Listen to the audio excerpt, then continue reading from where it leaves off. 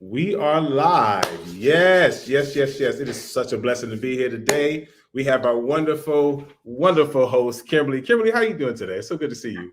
I am awesome as always. How are you, my guy? I'm doing very, very well, and you're looking fabulous as always. And Yeah. as always, and I'm so excited that we have this wonderful guest on, my man Kenny. Kenny, you're from the Netherlands. You're in the Netherlands right now. Is that correct? That's correct. It's actually 11 p.m. here, so I was Wow, still man. able to do it. But it's always a huge problem having these huge time difference, compared to the States. So yeah, absolutely. Yeah, absolutely. Thank you so much for being our guest today, Kenny. This is a blessing for us. And of course, you're Thanks going to for be in having me. great hands. Oh, you're so welcome, man. You're in great hands. My Miss Kimberly will definitely be taking care of you. So, quick announcement. Let me get this out the way real fast. So, as of late, I've been announcing that we have finished our Money Bee Challenge, which was on the 3rd and the 4th. However, we are giving out those notes, day one and day two. Day one notes, I believe, was like 33 pages PDF. It's very informative. Pace wants you guys to have this information. And just as a reminder of what the Money Bee Challenge was, it's a way in which you can take your business and scale your business from what's the right LLC? Who do I go through? Are these leads any good? How do I acquire good leads? Right. I mean, it's granular, it's detailed, and now you can have all of the notes that you can now put into practice. So during this interview, this Q&A, I'm going to actually be putting the links to that information in the chat. And when you click it, I'll get the update. And then I'll be, of course, giving you permission to have all that information for day one and day two of all of those notes. So definitely don't be shy. We're going to give you all that information. But without any further ado, Kenny and Kimberly, you guys have a good one. Thanks, man. Appreciate it. Well, first, a big shout out goes out to the Morby Media team. They work so hard behind the scenes, guys, to make these interviews happen. And this is like a great opportunity to get to know who's in this crazy creative community that we call home. So I am Kimberly. Hi, guys.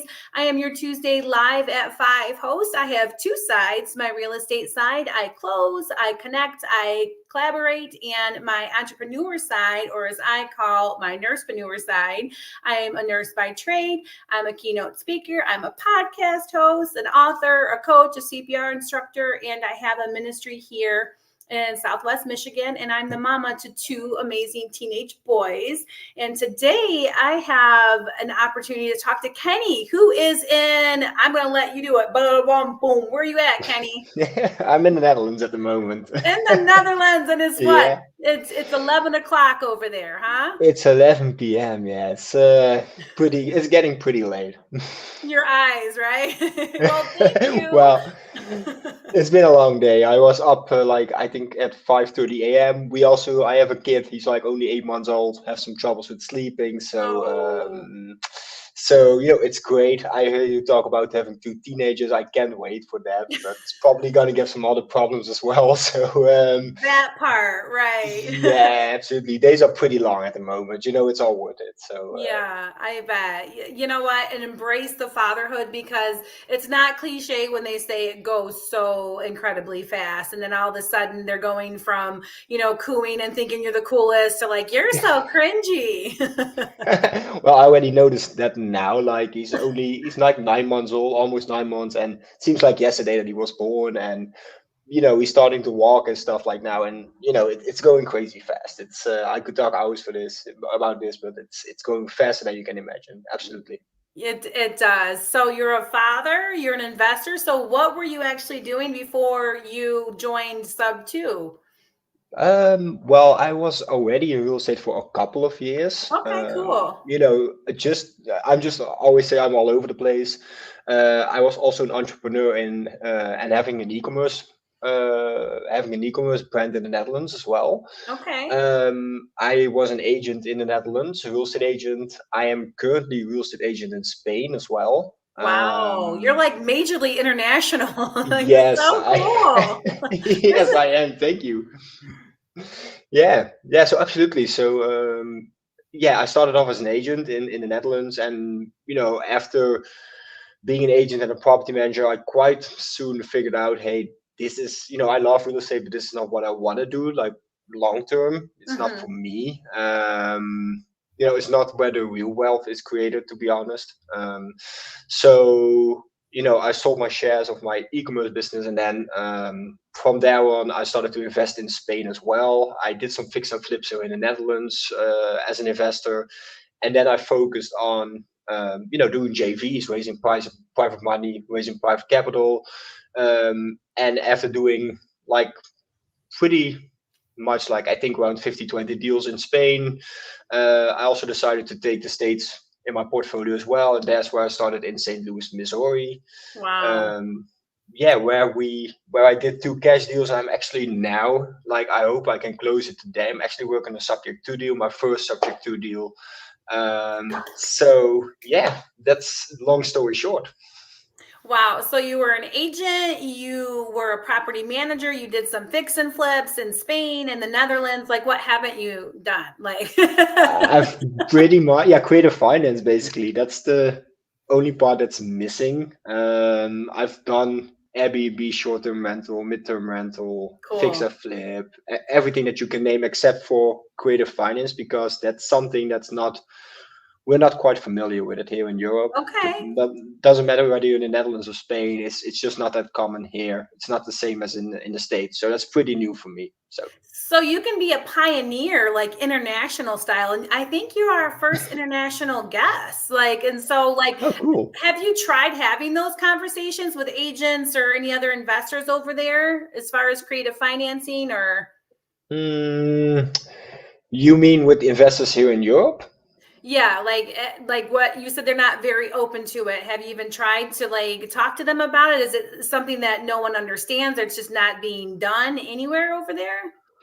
No, a lot of people don't understand it. And to be honest, I have my hands full with doing JVs in Spain and, Mhm. returning the private money lenders their money. And uh, it's already a full-time deal to manage everything that's going on. I also manage renovations, putting in tenants, contracts and stuff. So that's like one side of the business. Okay. And when I from time to time, I mention that I want to go dive into creative finance. I'm actually already doing it, but they always say, yeah, how is that possible? Because you have, here, like the deed and the title, it's not the same as in the States, not separated from each other. It's just Hmm. owned by one person, and if you sell the property, you need to pay off your mortgage. That's something like a Okay. subject to. It doesn't.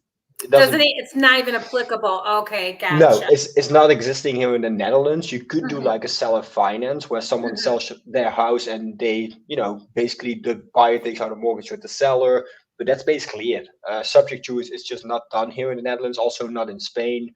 So when I come with that subject and say, hey, it's possible there, they have some sort of disbelief. And I don't try to bring it up too much because I want to have done something over and over again myself. And just like I mentioned, I Gotcha.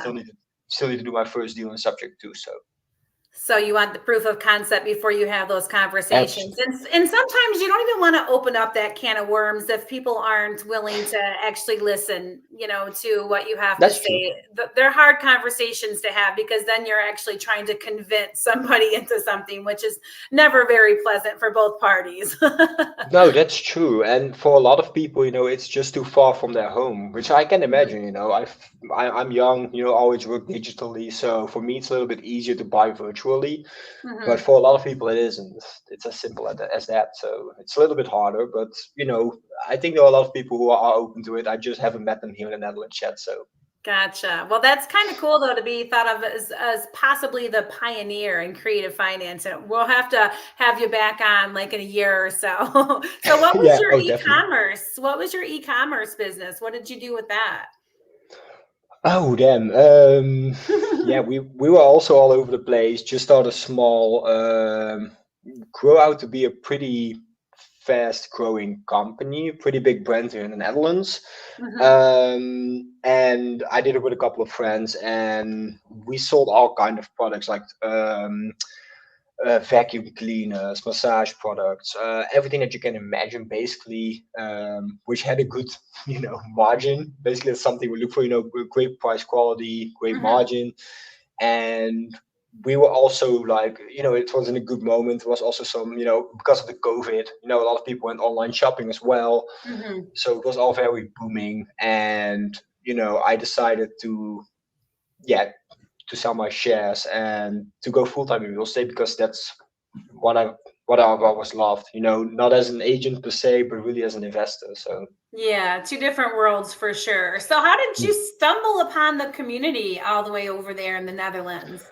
Well, I'm always a firm believer of personal development. I've been reading almost every book like for the last 6 or 7 years. Even before I was like, investing in real estate, I already read Okay. books from especially bigger pockets, because they have a great supply of books. And from their books, I went ahead and checked some YouTube videos. I think I heard the first time from based on one of the podcasts, a bigger pocket podcast. I'm not quite sure anymore. But I saw this concept of creative finance, and it totally blew my mind, because it's very we don't, like I mentioned, we don't know it over here. So it got my attention. I dived into it, and I think I followed Base for almost approximately a year, checking out Okay. his content. I was like, yeah, especially because I'm a foreign national, I have a hard time doing refinances, buying cash. It's, doing a traditional burst. It's a little bit harder for me than a US citizen. So the idea of, having a low entry, taking over someone's mortgage for 2 or 3%, that's something that, got my attention, and it sticked around. So that's how I joined Sub 2 last, I think December of 23.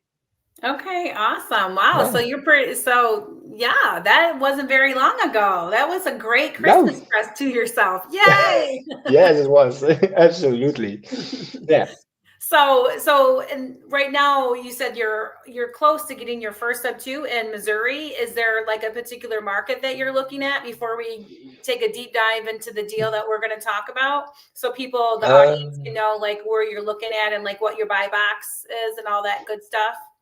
Yeah, so for now, I'm just looking specifically in St. Louis. I Okay. actually created a buy box for more creative deals, with an entry lower than 10%, as long as it cash flows at least $200-300 a month, and with minimal repairs. That's basically what I'm looking for. Okay. And even if I'm not going to buy it myself, I've learned so many people. I talked to so many people in the Sub 2 community that I almost know a buyer for every state. So Awesome. yeah, that's so cool. So that's basically my buy box. And if it's gonna be a cash deal, then it's definitely St. Louis. I'm all over the place, so I need to watch that I'm not taking too much on my plate. So Yeah, the Midwest is a good place. It's definitely okay. underrated. I'm in the state. Let's see if you can guess this. I'm in the state shaped like a mitten. Michigan.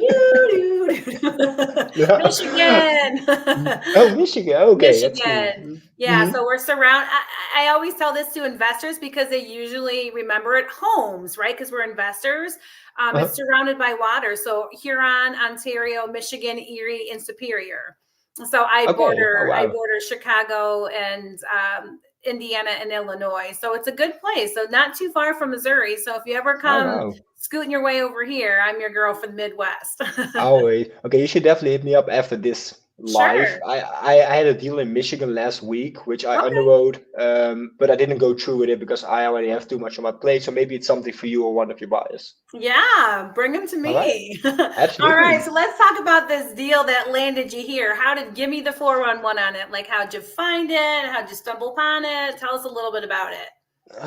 So actually, the deal that we did the podcast on, that was basically, it's not a syndication. It was just a mixture of multiple properties, and the reason it was very interesting, it's because it was like 4 properties divided over 2 countries. So that's already, it was partially in Spain and partially in the Wow. States. Mm-hmm. So that's what grabbed the attention of, I think, Baze, or maybe one of you guys from the team.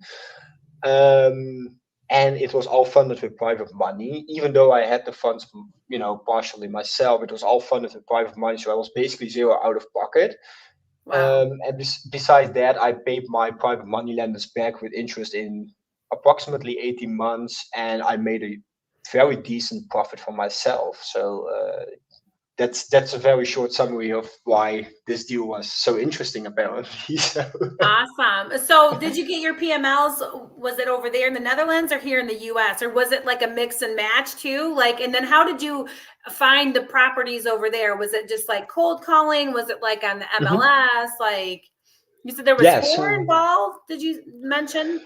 yeah, so 3 in Spain, 1 in the States. Okay. For the ones in Spain, I basically had a PML in the Netherlands. Okay. For the one in the States, I had a PML in the States, and it's funny. I already have people from the States sending me messages and wanting to hop on Zooms to partner up JV or be a Mhm. PMP in Spain because a lot of American citizens, they want to invest in Spain, but they have basically the same reason that we have. It's long, they don't know the market. It's a long distance. Mhm. They don't know the regulations, the rental incomes. Right. That's what that It's was my tough. next questions. Like, did you find any caveats or any nuances that because it was international?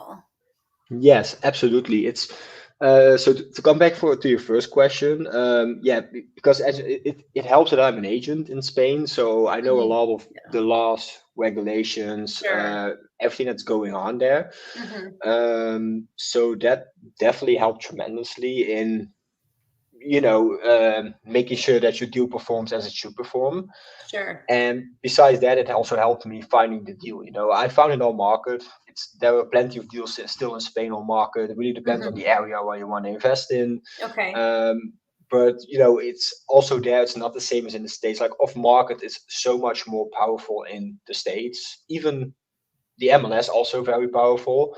Um, but the supply in Spain, it's just you can't compare it like to the States. It's like having like one salt core, against a whole, you can't compare it. There are like a limited deals in Spain, and in the States, I see like hundreds, even thousands of deals coming in every day. Wow. It's ridiculous. So why is that over there? Like, why it's just inventory or supply and demand or? Yeah, basically supply and demand. So at the moment, I started at 2.5 years ago Mhm. when I started basically in Valencia, by the way, so in the third biggest city of Spain. Um, and yeah, yeah, I'm sorry. It's Um, 11 o'clock. You're a yeah, I'm father. sorry. You have Yeah, a baby. I've been awake for like 20, 21 hours, I think Oh, almost. good gravy. Jeez, Kenny. But yeah, it's basically supply and demand. I read an article yesterday that at the moment, and it's ridiculous, 21 to 22% of all properties in Spain are being bought by foreign national investors. Oh, okay. So there is a huge demand, and supply is just limited because the prices are so skyrocketing over there that the people are currently renting, they can't afford to sell because they can't buy or rent anything else. Right. Talking about Okay. the Yeah. Spanish people. So Mhm. it's really high demand, really low supply. So that's basically yeah, it's a very tough market at the moment. Yeah, Wow. Yeah, I read a yeah. statistic too the other day that like China owns like 30% of the real estate here in the US as well. So that was like Wow, kind of really? mind-boggling as well. Yeah, I don't 30%. know how true it was. It was Google, so Oh wow! I thought it was more like the big funds like BlackRock and stuff who are buying all the single family residences in the States. That's what I read. They are yeah. buying That is us crazy. That is a problem in certain areas. I think it was in Georgia. I heard something that like a good portion was all just owned by big hedge funds like that. So that's why Yeah, this is so important. So people like you and I can take them down one by one, call by yeah. call, be like, you know. Absolutely, I couldn't agree more. Well, and two is you can solve so many problems with creative financing when people are trying to sell or get out of the house for whatever reason, whether it was a move or something happens. Like I closed on a sub two in Michigan. The person was getting incarcerated and the family didn't have the means in order to, Mhm. execute their exit. And so it is a really powerful tool. So that is so cool Oh, that you were able to do that. Like you had a little bit US, a little bit of Spain, Netherlands. Like that is like really cool. I hope you journaled through the whole thing too, so you remember it through your sleep deprivation. yes, absolutely. No, I think I keep a very strict track record of everything for my PMLs, for my JVs. Because it's going to be handy in the future. It's already handy. It's already coming in Mhm. great. If I talk to an investor, I can just show them my track record, and they're like, "Oh, Sure. damn, Proof of you know what you're concept. doing."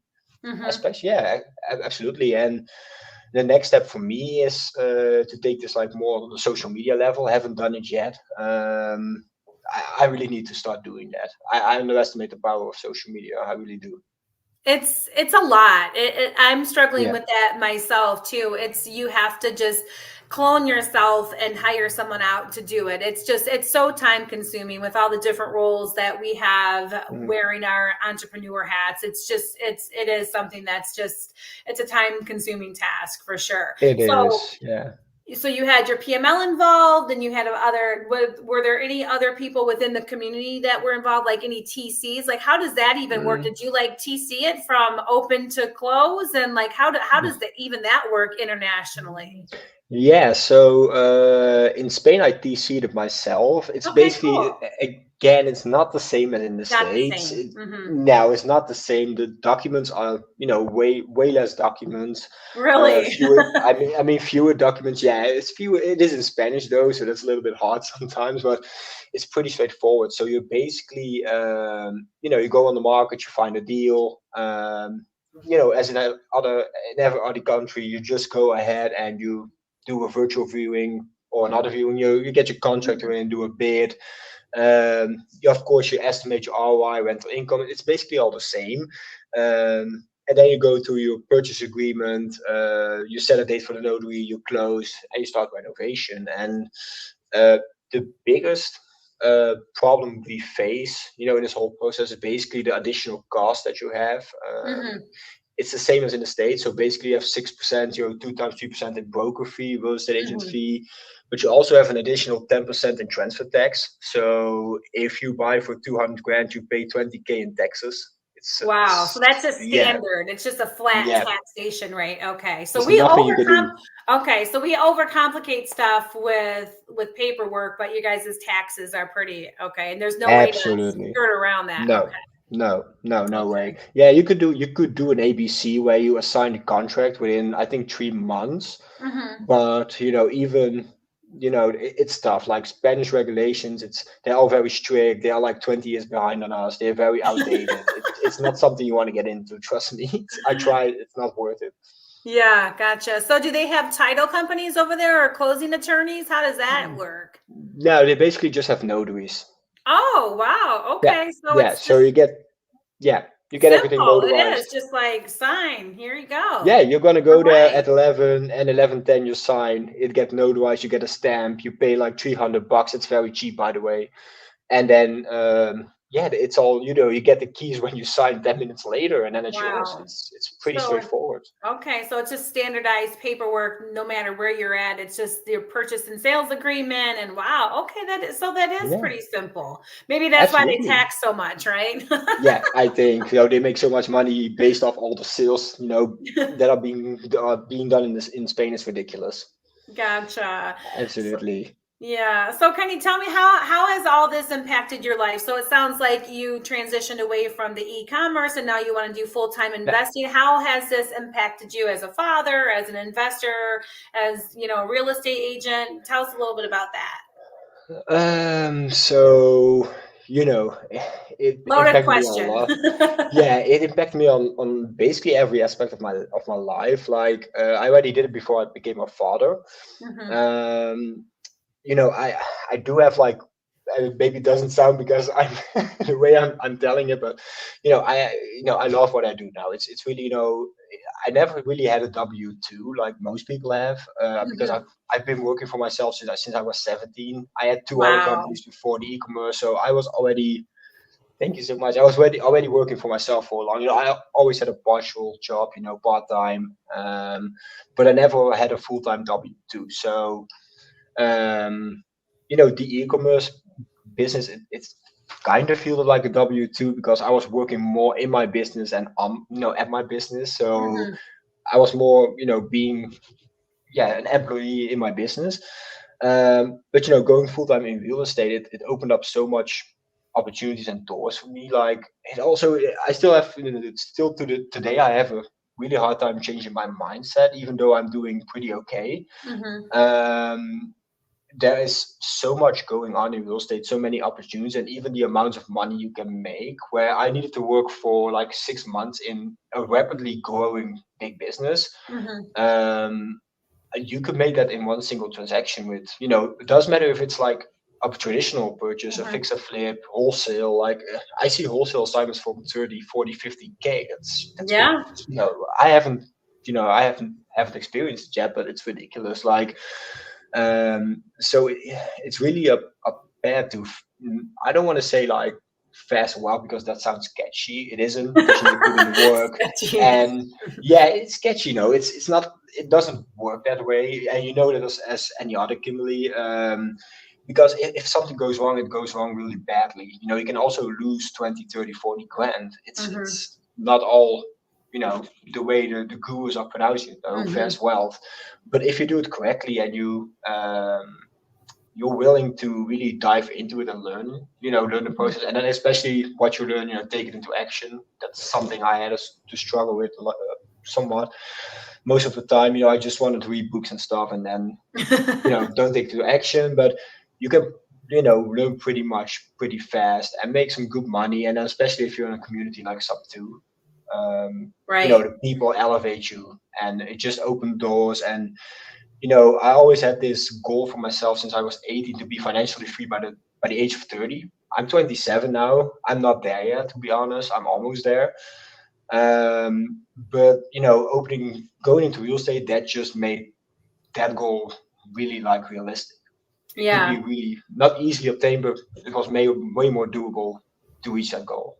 Love that. Yeah. And it's not all sunshine and rainbows, and No, real estate is up and down and all around topsy-turvy, and you have to take the nuances with the wins. I mean, I think it was Alex Hermosi was saying, like, entrepreneurship is about getting kicked in the teeth multiple times with your occasional win. I'm like, yes, the it the is. Oh, it messiness. is. Yeah, like we share these Absolutely. wins, but I love the transparency and the authenticity of you, Kenny, because you do talk about those things, because it does happen. And especially with creative finance, there's extra things that come into play, like having those relationships with the sellers and making sure that you keep lines of communication open in case you ever need them, and you have to pivot. And as I always say, pivot with purpose, so Absolutely. Yeah, yeah, for absolutely. I sure. couldn't agree more. No. And yeah, you said it perfectly, Kimberly. Oh, thank you. So are you going to do any kind of private money lending, or are you just sticking like with buying and holding? Are you going to like wholesale? Like, what are your plans like moving forward? You said that um, you wanted to be financially free. You said by the time you're 30, so you have 3 more years. yeah. Well, I'm It's actually out there now, becoming 20. Kenny. I'm actually becoming 28 next month, so I have Okay. actually 2 years and 1 month to go. But I'm basically going to focus on expanding my JVs in Spain. Okay. I actually, the reason I did so well in Spain is that I basically did bet splits. Like I started that 2.5 years ago. Oh, I didn't know cool. about bet splits. I didn't Mm-hmm. know it was a thing. Like I just wanted to create more affordable spaces Mm-hmm. which weren't like too expensive and still like very good quality, because in Spain we had the issue that not all, but a lot of properties are very dated, Okay. 1950, and Sure. really dated, like really out, with the old closets and stuff where your grandma used to live, that kind of property. So I basically started bed splitting there before I knew it was even a bed split, and Oh, I created cool. multiple units in one. Yeah, absolutely. I created multiple units in one, and that's how I got like a massive increase in my ROI and cash flow. And for that reason, I could sell it at a higher price, which gave me more profit, Mm-hmm. and I paid back my PML. So that's what I want to keep doing. JVing, bed splits, maybe even room rental.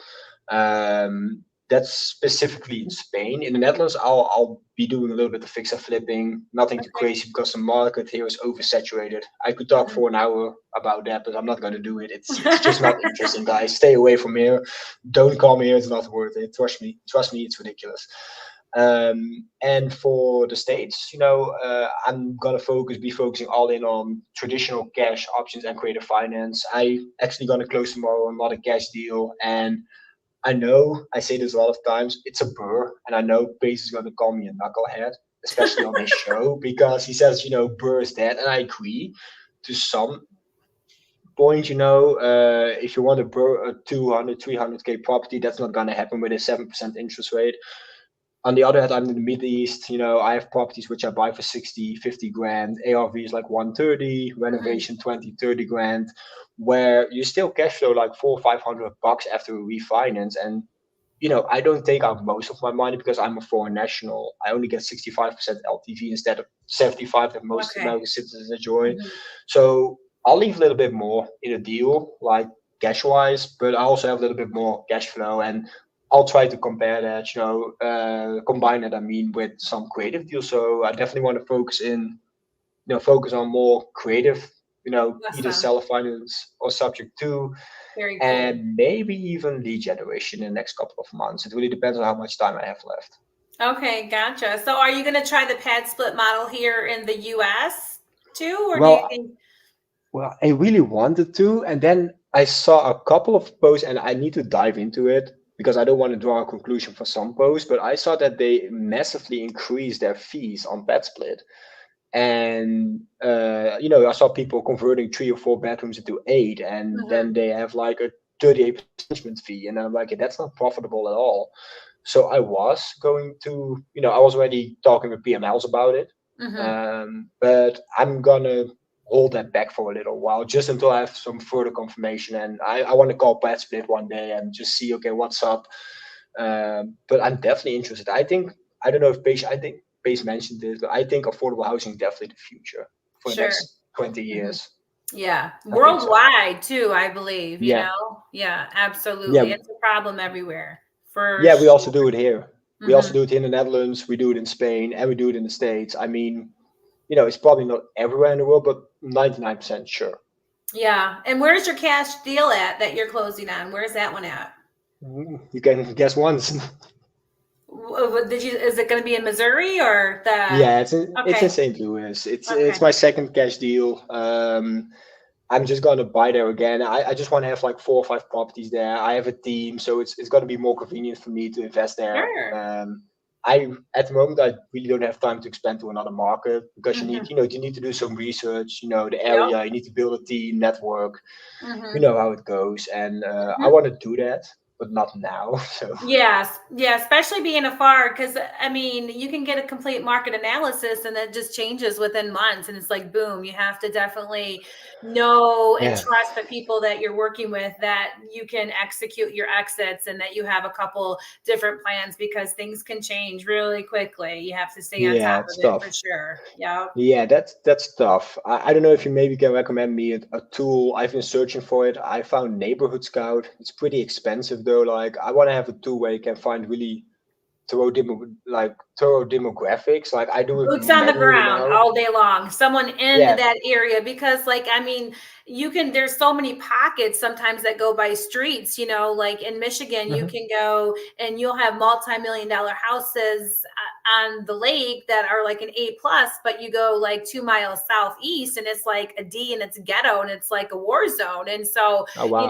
it's hard. It's hard to get data when you're relying on somebody out, relying on a computer versus someone that lives there, breathes there, works there, does all the things there. You can never go wrong with paying somebody money to go and be your boots on the ground that knows the area. That would definitely be, the recommendation I would give to you is just have somebody that knows the area in and out, and tell you what the 411 is on it, for sure. Oh yeah, it would definitely be my number one tip as well, because that's how I got, invested in St. Louis in the first place. But please, like, I know how it is. We talk about a lot of this and stuff too, but make sure you have someone, as boots on the ground, who actually knows what he or she is doing. I've been talking to so many agents and wholesalers who have absolutely no idea what they are doing.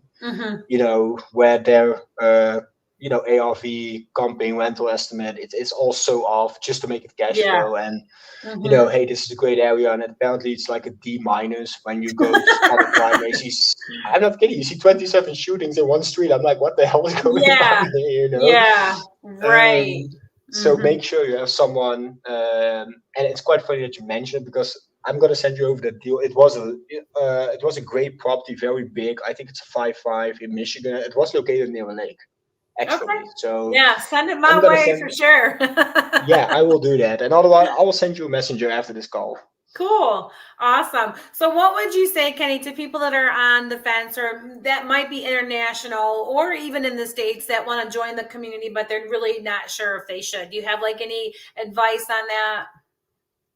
Yeah, absolutely. I actually talked to more people in Sub 2 are also in Europe. There are more, Oh, though not a cool. lot, but there are a couple in Israel, one in Germany or two, one more in Netherlands. So they are there, but I would recommend, for me, what I learned the last 2 years, whether it was in Spain or in my hometown, where I was buying, or in the Mhm. States, the most people don't want to buy virtually because they want to see the property, which I can Sure. understand, from Mhm. some aspect. But from the other side, I'm like, okay, you go in that property, you see the walls, you see the floor, you maybe see, the bathroom, kitchen, all the cosmetic stuff, Mhm. but you're never going to see what's going up underneath the property, like the Ever. sewer, Unless you roof, build it plumbing. yourself, right? Absolutely, and that's the most important aspect because that's gonna, give you a pretty good estimate on your renovation budget. So what I'm trying to say is, hey, you probably need some expert like your contractor, an inspector, maybe a sewer Mhm. inspection. Those are gonna give you the real numbers on the deal. And for me, knowing that, okay, that gives me like the confidence to say, hey, I don't need to see the property myself in my own eyes because if I see a video, what's going to make a difference? My specialists are going to give me the estimate that I need, the information that I need to make this, to make it a deal or not, or give me the amount that I need to know to make an offer. Right. So that's how I did it in Spain as well. Just let it go. And some people just want to see it. It's just their Sure. strategy, and Yep. that's fine. But I learned pretty fast after a couple of deals, it's not needed.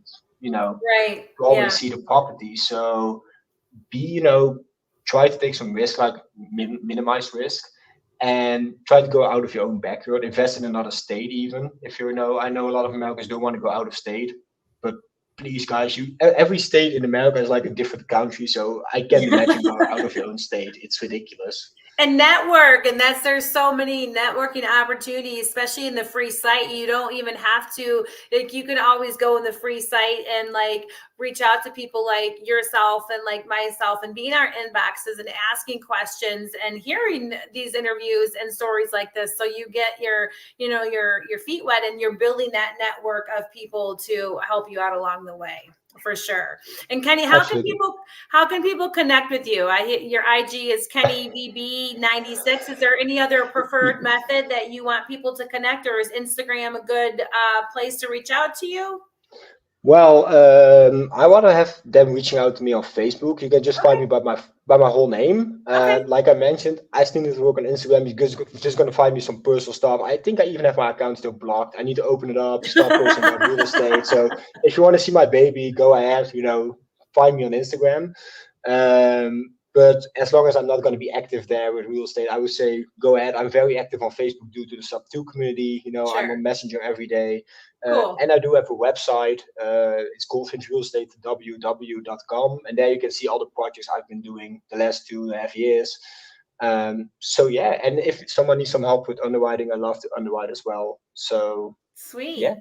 Very, very cool. Well, this has been so informative and so awesome. If anybody out there wants to share their wins, please contact Taya at pacemorby.com. That's TAYA at pacemorby.com, so we can have you on the show.